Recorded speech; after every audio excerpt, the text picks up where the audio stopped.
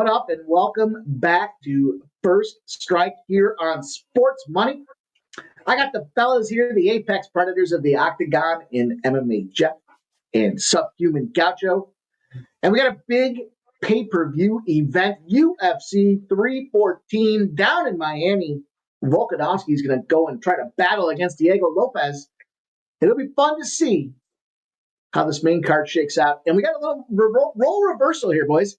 Normally, Sub gets us involved with the curtain jerker, and not tonight. Tonight we got MMA Jeff popping off with the curtain jerker, but we got Subhuman tackling that main event there, and it's going to be a fun card. We were talking backstage a little bit about this, but it's a big card. It's a big card. There's some real difficult fights going on in this one, but we're going to get after it. Before we get after it, let's check in, boys. Off at 2-0 last week. We had, unfortunately, a cancellation on one of the fights, but we did finish off 2-0.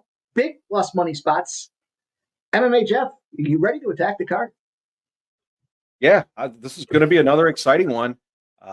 Like you said, a lot of fights, a lot of them to choose from here. I think we might see some dogs this week, which I'm excited about. Yeah, I'm looking forward to it. We did also put a video out for the Masters, so make sure you check that out. That starts tomorrow, I believe, at 7:20 a.m. Eastern. So make sure you check that out. And yeah, I'm looking forward to breaking down this card. Getting ready, set, and we're going to go here. We got Subhuman Gaucho checking in with us tonight as well. Sub, how you doing? Good, man. Yeah, I'm looking forward to this card. I've had this one circled for a long time.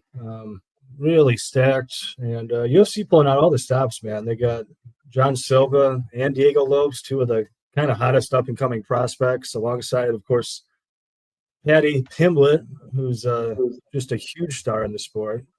It's pretty stacked, man. I really like this card. Yeah, Paddy Pimblett looks like he's in some of the best shape of his life. He's not coming in looking like he spent a lot of time eating meatball subs. And yeah, we got some older fighters coming into this thing as well. 40-plus check-ins here. We've got fighting nerds, shoot box. I mean, you name it. We got it. This is going to be a fun card. Ready to get to work here. Let's talk about how we're going to get paid at First Strike. We like to try to give you guys the best bet to early cook these books. We want to beat line movement. Help you guys get ready for the big Saturday event. And, of course, we will be live streaming. Pay-per-view cards are where we do it best. And we're going to do it again this Saturday afternoon, pop off about 30 minutes before first fight to talk about our prelim card and all the rest. But we've got to roll the sleeves up and get to the business here, fellas. Jeff, I talked about the curtain jerker. Cornolle and Cowan popping this card off here. Talk to us about how you're going to get paid. Yeah, I'm excited for this curtain jerker. Not too often I say I'm excited for a women's fight, but we got Haley Cowan and Nora Cornolle. Cowan is 7-3 as a pro, but 0-1 in the UFC. She had a pretty solid run in the LFA against some lesser skilled opponents, I guess I should say. She earned a shot at the Dana White Contender Series back in 2022. She got a contract despite a split decision win, and I think Dana actually gave both fighters a contract in that fight. She didn't look very good, but she did enough to impress the judges and get that win. She comes into her first UFC fight a slight dog. She was, I think, plus 135, plus 145. She missed weight, which is a little unprofessional, especially for your first UFC fight. She ended up losing by unanimous decision to Jamie Lynn Horth, who was undefeated at the time. She's got a pretty solid career going, so there's no real loss there for Cowan, given it was her first fight. It was disappointing, the fact that she did miss weight. I think she could have given herself a better shot at it, but this was also back in April of 2023, 2 years ago now. She missed a lot of time. She had some serious injuries. She had a broken leg, which she didn't even know about. She was training. She had some pain. She ended up getting an x-ray and found out the leg was broken. She had sprained ankles, some other minor injuries mixed in there. Prior to the injuries, though, she was known to have a little bit of power, and she had great cardio. So, we'll see what happens after 2 years out of the ring. If she can continue with that good cardio, I'm sure she's been training. Or she might have taken this fight just because she needs the money. Being out of the fight game. I don't know what she was doing for the past 2 years, obviously recovering, but you got Cornolle on the other side. She's 2 years older. She's 8-2 as a pro. She's looking to bounce back after her split decision loss to Cavalcante. Now, in fact, her only two, I said she's 8-2 as a pro. Her only two losses have both been to Cavalcante. She fought back in the regionals. I think it was in 2022. where she lost by unanimous decision, and then she just lost this past one by split decision. So she's clearly getting up, she's gaining skills as a fighter. She's active and aggressive on the feet. She's gonna do what she can to keep this fight off the mat, in my opinion. She's not the greatest grappler, but she's definitely a striker. She's got KO power. She tends to finish a lot of the lesser experienced, lesser skilled fighters, as she was doing in the regionals. 2-1 in the UFC. She came into each of those fights as an underdog. So she's been an underdog 3 times in a row, and she's won 2 of them. So I think the one she won by KO, body kicks or something like that. And she was a pretty sizable. I think she was like a plus 245 or 285 or something like that. Either way, I see Cornolle here pushing forward, throwing more volume, more strikes, landing the better punches. Cowan maybe coming in off some ring rust for the, being off for the last 2 years. It's a whole different ball game jumping back into that ring. I think she's going to probably get overwhelmed with the moving forward and the pressure and try to get this thing to the ground. Overall, I see Cowan doing just enough to stay around in this fight. I don't see a finish here. I do like the over. I think Cornolle's going to end up landing more volume, overall having the better performance and swaying the judges in her decision. I'm going to roll with Cornolle in this one by decision at plus 150. Again, I think she's the better fighter. She's the more active fighter. And I think Cowan being out of the ring as long as she has is going to impact her in this fight. But we shall see. Yeah, Mike's bringing us to the Elkins Arosa fight. And I'm excited to see how he's going to play this one and get us paid, Mike. How are we getting paid? Thanks, Jeff. Elkins and Arosa. What a battle here. The damage, Darren Elkins, Juicy J, Julian Arosa. 40 years, almost 41 now is what we're seeing from Darren Elkins.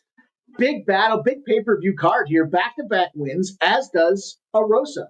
Think about Arosa, Christian Rodriguez and Ricardo Ramos, no challenge here. Both guillotine chokes. Kind of a weird one, because if you look at a lot of the tape, a lot of this says this should be kind of a stand and bang situation. But then you look deeper and you see, well, Arosa's been KO'd 7 times. He doesn't want to let that chin get out there. He does throw a lot of volume, but he's a BJJ guy. On the other side of things, Elkins, as they get older, they say that the speed tends to go. They don't go as quick. And the problem that Elkins has, and the part of the reason why it's called the damage, because he's got no head movement. He just gets stands out there. He blocks punches with his face. That's why he's bleeding all over the mat. And that's what we're going to see with this thing, is a bloody mess. The thing is, he's got perseverance. Arosa definitely is a more defensive style wrestler. And I think that's a big factor when it comes, or at least is a better defensive wrestler. And I think that's a big factor, because Elkins is going to try for takedowns. That could certainly put him in a position where he does something stupid, exposes his neck and gets choked out. And of course, back-to-back guillotine chokes. No one's going to do it better than Arosa. But I think this is one of those spots where, we like to see, specifically Elkins gets moving around. Arosa wants to play aggressive as well.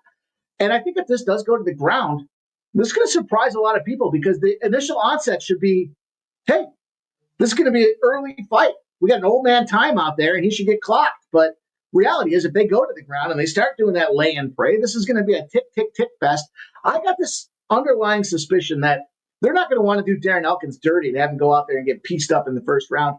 I think this is one of those situations where old man time, clock continues to tick, and old man time's undefeated. But I do think we see a situation down here in Miami with the pay-per-view card. A lot of people thinking some type of early finish, and Darren Elkins perseveres.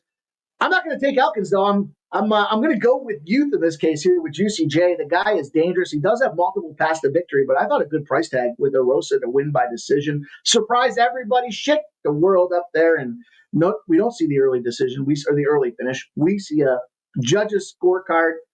And probably a unan at that point. I can't see Elkins taking any of these rounds. But I do think he has enough to survive. Bloody mat as it may be. And Arosa by decision at plus 160 is going to be the way I'm getting paid on this one. And we talked about it at the onset of the show. Subhuman's going to brave the elements and go right to the main event for us and give us a preview of this Volkanovski Lopes fight. So can't wait to hear how you're getting paid. Well, thanks, Mike. Very much looking forward to this main event here. Diego Lopes, tons and tons of hype behind this guy. I think you can kind of put him right up there with one of the most popular fighters in the UFC right now. Just tons of fanfare. And that makes the spot kind of interesting because, in a lot of these fights where we have kind of a more established fighter and he's going up against a rising prospect in a main event, we've seen a lot of these rising prospects come through. That has been the trend lately. Even saw it to an extent last week with Josh Emmett taking the L against Lerone Murphy. And so that, I guess that trend certainly favors Lopes. Lopes is also 6 years younger here. And we know that fighters 6 years younger tend to win more often than not. But I tell you what, I really like Alexander the Great in this fight here. To me, Lopes, extremely dangerous, no doubt about it. World-class grappler, definitely a lot of power in his hands. And he is a taller man, though their reach is nearly identical. But I think outside of a very early KO, Lopes is going to be in an awful lot of trouble here. I don't think he's going to be able to ground Alexander Volkanovski. You look at the tape on Volkanovski, and nobody has really had any success wrestling this guy outside of, some of the all-time great wrestlers in the sport. Chad Mendez, an All-American, and Islam Makhachev, one of the greatest Dagestani fighters to ever grace the sport. So, and, it's worth mentioning too, Islam had a bear of a time getting him down and keeping him down. Volkanovski had a lot of success there.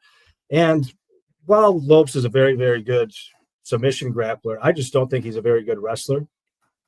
So I think the sub is very unlikely for Diego in this situation. And then in the meantime, the big worry about Volk, he's been knocked out in back-to-back fights. He's just 2-3 in his last 5. But, again, the guys that are knocking him out are Islam Makhachev and Ilia Tuporia, the number 1 and number 2 pound-for-pound fighters in the world. So you got to give him a little bit of grace for that.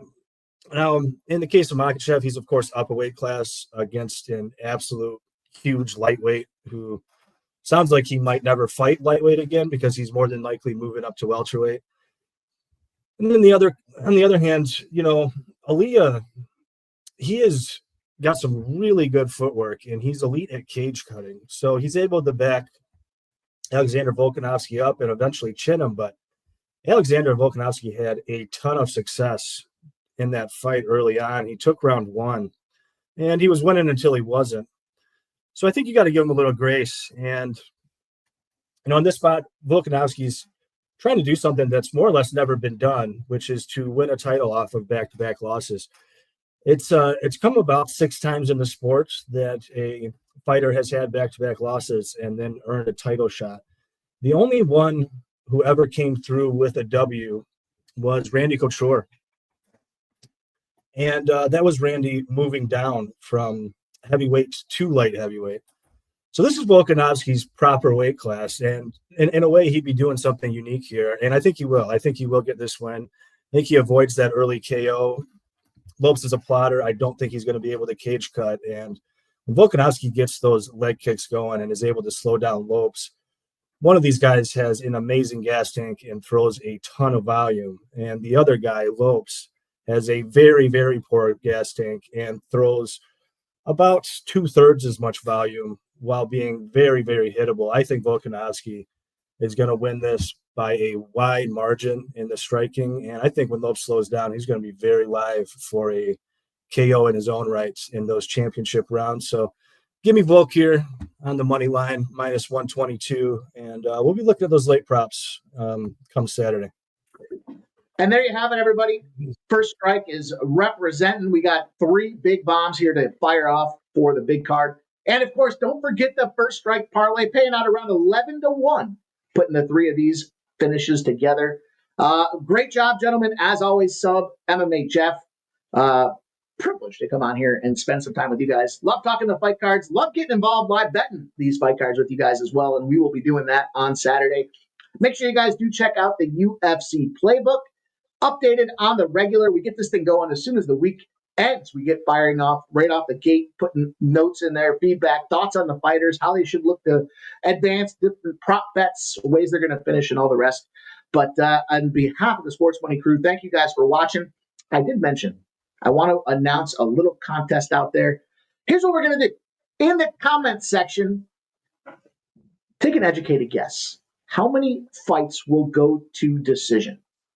Put that number in the comments on the video. The winner's going to get a prize on Saturday during the live stream. Got to be present to win the prize, but we're looking for the number of decisions. How many fights will go to decision? Just a number.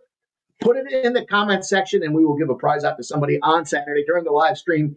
On behalf of the Sports Money crew, thank you guys all for checking us out. On behalf of Subhuman Gaucho, MMA Jeff, we'll see you guys in the octagon down in Miami. Have a great